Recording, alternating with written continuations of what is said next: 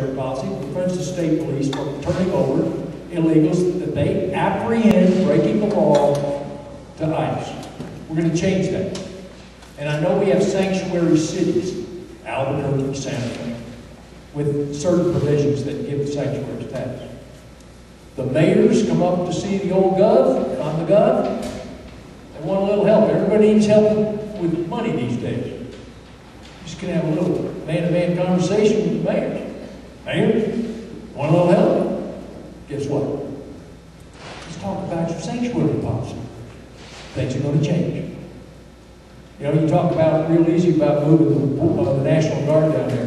We moved the National Guard to help secure the border, which is not a bad idea to augment.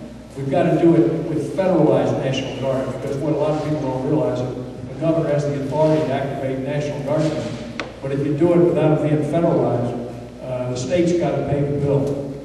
And so I feel perfectly confident I can deal with the Secretary of the Army and present a plan where we can get a minimum number of National Guardsmen activated if need be, and we can deploy them down there. More than half the state police in the state are deployed north of I-40. I'd take another 5 minutes to give you the political reasons why that exists. But we're going to move state police resources, deploy more down in southern New Mexico. We're going to fix the problem, folks, if I'm your governor. Mr. Turner, this is a question submitted by a local business owner in South Valley. As a South Valley small business owner in the construction industry, it has been difficult to make a profit recently due to increases in rising healthcare costs for my employees. If elected, what will you do as governor to see to it that South Valley small businesses can have affordable and reliable health insurance coverage for their employees? Well, I'm a small business too, and my healthcare cost for my employees goes up every single year. And I think with the new healthcare legislation that has come out of Washington, it's going to get worse. I think the cost of healthcare for South Valley businesses is going to rise just as much as the cost of healthcare for any other business in the state. And we need to do something to fight that. Now, with respect to the national healthcare bill, I would and have committed to joining other states in suing the federal government to question the legality and constitutionality of that bill. The big and the crazy thing about the bill is the long-term unfunded mandate. So it's not going to be just your health insurance costs that are going to go up. By 2014, a greater portion of our managed care for Medicaid dollars are going to have to be borne by the citizens of the state, not by the federal government that passed the bill. And so if we don't get an exemption or if we don't fight this, it's going to be us who is going to be paying for the health care of people who currently aren't paying for their health care now. And that's something I would promise you that I will fight. Thank you, Mr. Turner. Mr. Domenici. I have health care for my employees too, and as everyone is going up. In fact, I have Blue Cross, which is had a successful rate of reducing at my expense and probably some of yours and others. But there's no silver bullet for health care costs. The federal government expended a huge amount of effort, a huge amount of political capital, and ended up making the situation worse. So I don't think you can expect much from the federal government on this in the near future. In fact, I think we're going to have to do what Doug suggested, which is push back on the state. The first thing I would do with respect to the federal legislation is find out how much it's going to cost the state, make that public, and it will be a horrendous cost. It will be possibly double the deficit we're looking at just by the burden of this health care bill alone, which is going to come in fairly quickly, and it's completely a federal mandate. And it's not going to provide benefits, it's not going to help South Valley business or my business or any of our businesses lower our particular premiums. What it's going to do is raise our federal taxes and create a huge state burden that's unfunded. So I agree, I would push back as your governor on federal health care legislation, particularly with respect to the way it mandates the state to cover these enormous expenses in the future indefinitely. With respect to your specific health care problem, we need to go back to the drawing board and take small bites at the apple, which was proposed in Congress, and try to work through it that way, not with this comprehensive bill. Thank you. Colonel Wade. Josh, would you restate the question? As a South Valley small business owner in the construction industry, it has been difficult to make a profit recently due to increases in rising healthcare costs for my employees. What will you do as governor to see to it that South Valley small businesses can have affordable and reliable health insurance coverage for our employees? Let me tell you, what I'll do for the South Valley, I'll do for every small business in the state. Business clearly carries the burden. There's a disproportionate ratio of public sector employees to private sector employees in this state. We lead the nation. That's not a statistic we should be proud of. Frankly, government can't give us anything they don't take away from somebody else. And so it's up to us to produce policies that are conducive to keeping costs down. With respect to health care in specific, what recently passed the Congress, in my view, part is unconstitutional. I would not submit to you that it's entirely unconstitutional, but I believe there are components of it that are, and that's why 20 states of the Union have already entered into a lawsuit contesting it. I think you'll see it go to the Supreme Court. If I'm your governor, I'd be the 21st state if I was your governor tomorrow. Because I believe components of it are unconstitutional. But what we can do is fight unfunded mandates coming down from Washington, exercising our 10th Amendment right to do that. We can encourage competition with insurance companies, dealing with the restrictions for cross-border, for insurance companies to sell their products in the state of New Mexico. Competition brings down prices. Thank you, Colonel. Representative Arnold-Jones. The estimated cost to the state of New Mexico, if the national health care bill is fully implemented, is $880 million a year. Might I remind you that we're probably $600 million short today on our budget. The impact will be tremendous. Before this bill passed, I would have told you that tort reform and malpractice reform would have been helpful in being able to sell insurance across state lines, would also help. I am probably as frustrated as you, so let's look at it another way. You know, I love all the folks in the insurance industry, but for my employees, I'm looking for health care. That's seeing a doctor. I'm not looking for insurance. There is a difference. And so as we have gone forward, we have paid through the nose for preventative care. And don't get me wrong, preventative care, y'all know you need to take care of yourselves. But the way that we have structured things, we are paying and moving money around, and you can no longer see it. And yet, what happens to citizens in our state is unforgivable. There's a young woman in Tularosa tonight that has a kidney stone. She has a stent in her urethra. She has a 4-month-old baby. She has $1,900 in income. In order to go to the emergency room, she had to sign a waiver that she would pay $1,300 every month until the $8,000 bill was paid off. So now she's eligible for all of the other programs. That's wrong. That is wrong. And so I think that we could look at another way to do this. Might be a direct contract with the docs to provide services. Might well be to have public health nurses and start cutting out the middle person. The point is to keep your citizens and your employees healthy. And so I would encourage you to look at hiring your own nurse. Mr. Domenici, this is a question from a business owner in South Valley. The Environment Department and the EIB have recent efforts to adopt a cap-and-trade regulation that attempts to reduce greenhouse gas emissions to 2000 levels by 2012 and a 75% cut by 2050. This proposed legislation has made it hard for the South Valley-based oil and gas companies to do business in the state, and recently we have seen oil and gas companies leave the state to neighboring Texas, Oklahoma, and Colorado. If elected, would you support the cap-and-trade legislation, and if not, what would you do to reduce greenhouse gas emissions without compromising our industry?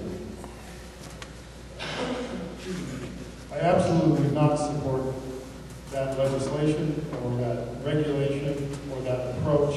There's absolutely no basis for a state to get in the greenhouse gas regulation business. It's a global issue.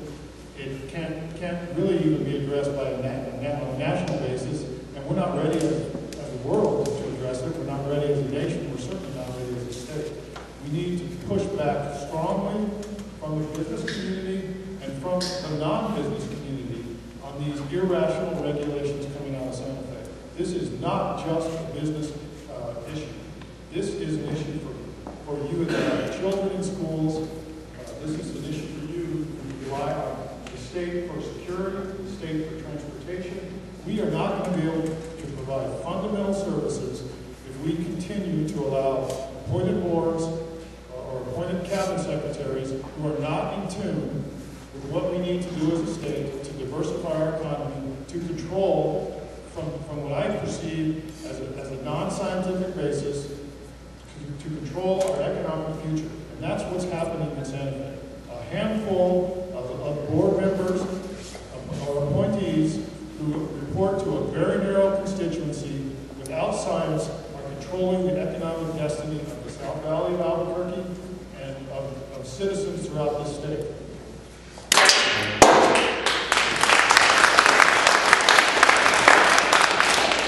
Colonel Way. Well, you know, sometimes I think that people in Santa Fe want Mexico to return to the mid-1500s when Don Juan de Vargas kind of moseyed up the Rio Grande. And then they'd expect their state paycheck while they returned it. They're illogical. They're out of touch with reality. I mean, as governor, this EIB proposal is a non-starter. EPA standards will be met by companies doing business in this state. The EPA has established standards that are considered acceptable by environmentalists throughout this country. There's no reason to hamper and handicap our businesses in the middle of a recession, moreover, with some additional rules that no one can clearly prove are necessary to begin with. So, you don't have to worry about that. That's going. And what else is going? And the irrational regulations I alluded to before. One of which is the amendment to the pit rule, which was enacted in 2008, which has handicapped our oil and gas business and chased everybody out of the state. That gets rescinded too. We're going to get people back off their backs, back to work, and we're going to do it in a sane, responsible way.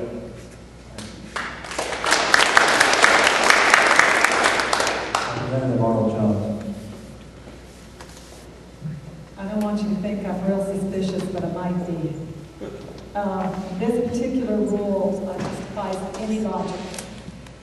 But let me tie it together for you. If you look at the governor's renewable portfolio plan, it clearly states that the problem for renewables is that coal and natural gas is too inexpensive. And so the way you make it expensive is to implement rules like these as a way to create a new green economy. In the middle of this changeover, who gets hurt? It's you. It is you. And I thought, am I being too suspicious? I'm not being too suspicious. And I'm telling you that they're trying to run you out of business. And when they run you out of business, what happens to your land? And I am really concerned about this. So there are a couple of things that you need to think about. One is the competition factor. You know, everybody wants to live in a clean environment. I don't think we need these regulations for you to understand that in order to be competitive, you will be good stewards of the environment. Because I promise you, the community and your customers are going to let you know. This particular regulation is a prevarication, and it is an attempt to actually take your economy, not just shift it.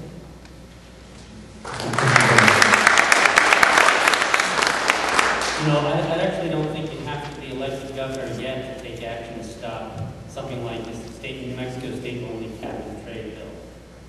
3 weeks ago, I, as an individual, went up to Santa Fe, paid my $132, and filed a lawsuit against Bill Richardson and the administration to stop him from enacting unilaterally a cap-and-trade bill without any legislative authority, which is what's basically happening. What we have here is an executive who has abused powers of the executive branch. Alan mentioned the PIP rule. There's another example of basically creating law without the legislature. And that has got to stop. Now, I have worked with the oil, gas, mining, and nuclear power industries for 15 years in this state. And for the most part, most of these industries actually do care about the environment in which they work. And so I don't believe that there has to be a conflict between being environmentally friendly and being pro-industry. What we need, however, is a government that is more of an advocate for industry and willing to be a partner than an adversary.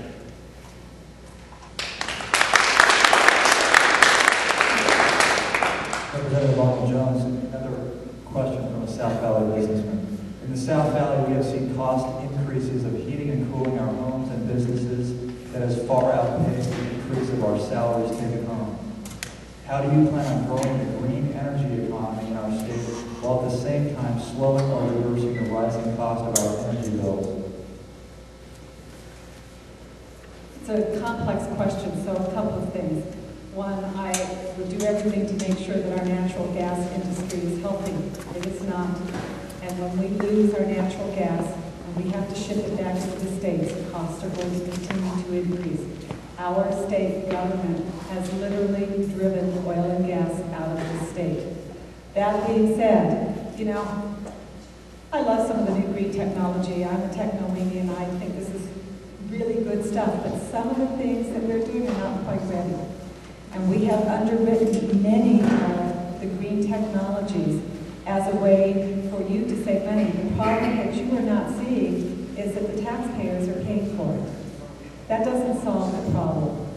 So the first thing that I would go and look at is what regulations imposed by the PRC in particular would help ease the financial burden in our state with regard to energy resources. Mr. Turner. I'm a big fan of alternative energy. Unfortunately, well, we have had a governor who has spun this idea that New Mexico is now a new energy economy. It's a complete fabrication. I have flown all over this state in the last 11 months, and I can tell you there's not much alternative energy in production. Something that Janice often talks about, but I'll remind you is that even if we had a 500 megawatt solar facility or a 500 megawatt wind farm, which we have a couple of the wind farms, the power doesn't go anywhere. We have no transmission infrastructure in this state, so if we're going to get more renewable energy to more homes, we need to have more infrastructure. And PNM has a little box that you can click, you can check on your bill, do you want to get your power from wind? Well, that facility is owned by Florida Power and Light. It's not even a New Mexico facility, and you're paying more for it. So if we get more infrastructure and more private enterprise that can come in and build this infrastructure, we can deliver more alternative energy to people's homes. Mr. Domenici. The best alternative energy we have for New Mexico is natural gas. We have, and so I'm not sure people's actual heating bills have been going up recently because natural gas prices have dropped tremendously in the last 24 months, and I think they're going to stay down, and we have a huge reserves of natural gas. It is a cleaner burning fuel, and it's right here in New Mexico. So I would strongly suggest that the state get involved in taking a resource that we have and using it in our state for several purposes, to help our natural gas industry and to help our energy users. Where if the bills have gone up, it's because of the cost of alternative energy that's built into your electric rates by mandates of either the state or the PRC. And we have some of the highest mandates in the country, the most ambitious, and in many ways the most unrealistic. Those are passed directly through to you in your rates. And that's what, if you are seeing higher heating bills and you're on gas, that's what you're seeing is the alternative energy cost. You're seeing those in your electric bills too. Electricity from natural gas, nuclear power, and coal is relatively inexpensive. But what we're adding to it is this alternative energy cost and burden that we are all sharing throughout the state. And we should continue that, but we don't need to be the leader in those technologies. We don't need to develop those. When we have natural gas in New Mexico, we have uranium in New Mexico, and these are basic costs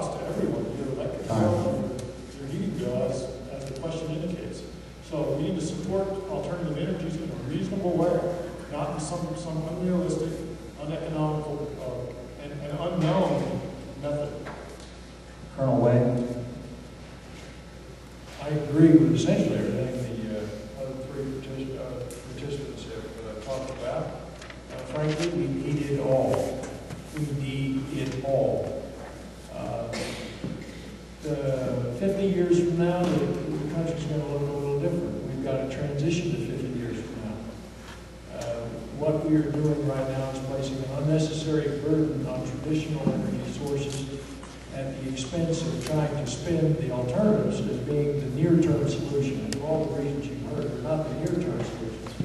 I'm your governor. I'd like to establish a Department of Energy. Now, we've got a Department of Energy and a few other amalgamated services thrown in with it.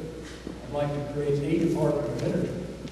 And that Department of Energy would be charged with getting everything going to the benefit of our state. We have enormous resources, as everyone said. We've got coal, we've got uranium, we've got oil and natural gas, and we've got wind, solar, and biofuels.